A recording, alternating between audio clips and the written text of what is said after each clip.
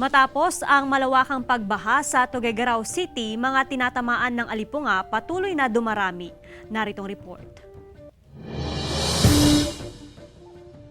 Problema ngayon ng City Health Office ang patuloy na pagtaas ng kaso ng waterborne diseases sa Tuguegarao City, Cagayan. Matapos kasing malubog sa baha ang 46 na barangay, hindi maiwasan na mababad sa baha ang ilang residente. Bukod sa leptospirosis, mahigpit na minomonitor ngayon ng CHO ang pagtaas sa natatalang kaso ng alipunga. Yung mga nag-aalipunga, yung mga fungal infection of the toes, no, yung lalong-lalo na sa in between the toes, no.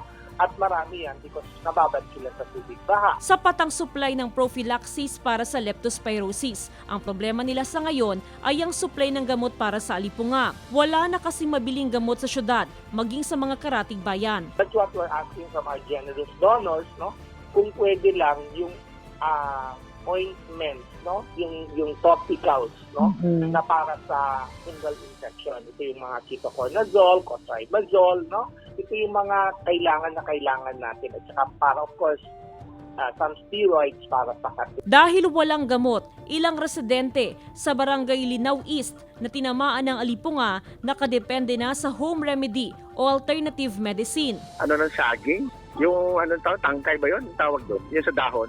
Papainit mo yon tapos pipigain mo yung yung extract nun, ilagay dun sa paa. Nananawagan ang Tuguegarao City Health Office sa mga nagsasagawa ng relief operations na samahan ng mga gamot para sa alipunga ang ipamamahagi sa syudad. Jasmine Gabriel Galban, Balitang Amyanan.